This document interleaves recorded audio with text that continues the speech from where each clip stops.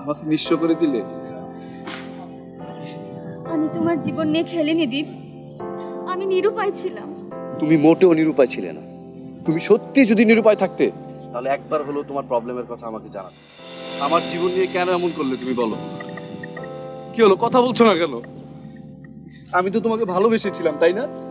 পাগলের মতন ভালোবেসেছিলাম। কিন্তু তুমি তুমি যখন যা বলেছো আমি তাই করেছি। যখন যা চেয়েছো আমি আমার স্বার্থ মতন দেওয়ার চেষ্টা করেছি। এটা কি কারণ ছিল বলো তো? আমি তোমাকে ভালোবাসি, তোমাকে নিয়ে আমি বাঁচতে চাই, তাই তো এসব করেছিলাম, তাই না? কিন্তু তুমি তুমি এটা কি করলা পুষ্পিতা? আমাকে নিঃস্ব করে দিলে। আমি তোমার জীবন নিয়ে খেলিনি দীপ, আমি নিরুপায় ছিলাম। তুমি মোটেও নিরুপায় ছিলে না। তুমি সত্যি যদি নিরুপায় থাকতে তাহলে একবার হলো তোমার প্রবলেমের কথা আমাকে জানাতে। এভাবে পালিয়ে যেতে না। পালিয়ে আমি যাইনি দীপ, পালিয়ে যেতে বাধ্য হয়েছিলাম। নিরুপায় ছিলাম আমি। মা মারা যাবার পর থেকে যে মানুষটা আমাকে কোলে পিঠে করে বড় করেছে, মায়ের অভাব কখনো বুঝতে দেয়নি, সেই বাবা যখন এসে আমাকে বলল রাসেলের সাথে আমার বিয়ে ঠিক করেছে, আমি তার মুখের ওপরে কথা বলতে পারিনি। আমি চাইনি একটা ছোট্ট কারণে বাবার এতদিনের বিশ্বাস আমার প্রতি লণ্ডভণ্ড হয়ে যাক।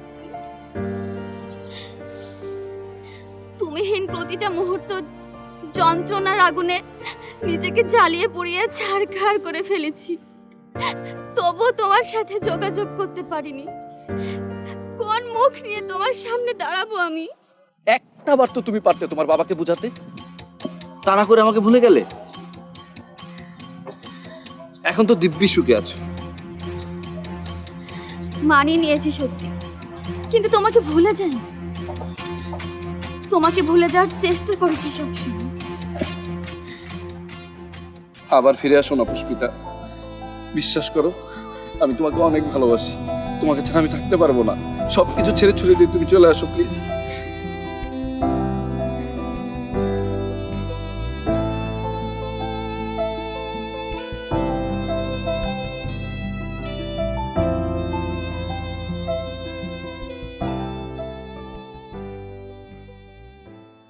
দুলা ভাই, হ্যাঁ, আমার ওই ব্যাপারটা কি করলেন?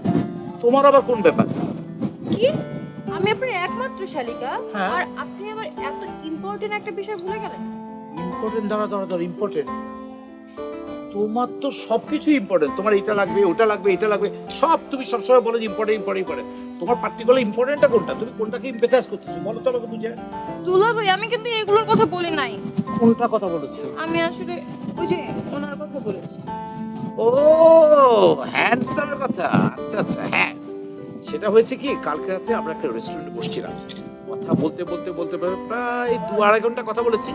হঠাৎ করে না তোমার কথাটা বলেই ফেলেছি এবং বললাম যে আমার জীবনে আমি যত মেয়ে দেখেছি আমার শালিকার মতো এত ভালো, এত সুন্দর, এত এডুকেশনে অনেক গুণ, এত ভালো, সে প্রত্যেকটা জায়গায় ভালো রেজাল্ট করে এবং সে প্রচুর সার্টিফিকেট পেয়েছে। আপনি এটা বলেন নাই যে ক্যারিং? আমি অনেক কেয়ারিং? ইয়েস, কি বলো, এটা আবার বাদ যাবে নাকি? অবশ্যই বলেছি। ও তো ভীষণ খুশি হয়েছে। তবে কিছুটা পজিটিভ। পজিটিভ মানে আমি নেগেটিভ পজিটিভ ওইভাবে বলবো না। যদি পজিটিভের খাতায় বলো তাহলে বলবো যে 10% পজিটিভ হয়েছে। আরো কয়েকটা সিটিং দিলে হয়তো ভালো রেজাল্টটা পাওয়া যাবে। আমার কিন্তু এত দেরি সহ্য হচ্ছে না দুলা ভাই, যা করে তাড়াতাড়ি করবেন। ঠিক আছে, তুমি আমার একমাত্র শালিকা, তোমার জন্য দরকার পড়লে কাল আবার বসে যাব, আবার তাকে খাওয়াবো, একটা ভালো রেস্টুরেন্টে বসে খাওয়াবো। তখন আবার তোমার প্রসঙ্গটা তুলবো, তখন প্রসঙ্গটা তুললে সে হয়তো আরো কিছু বলবে, তখন বুঝতে পারবো যে না, 79-90% সে positive. Okay, thank you so much দুলা ভাই, thank you. Okay. You are so sweet. Thank you, take care, you are so sweet.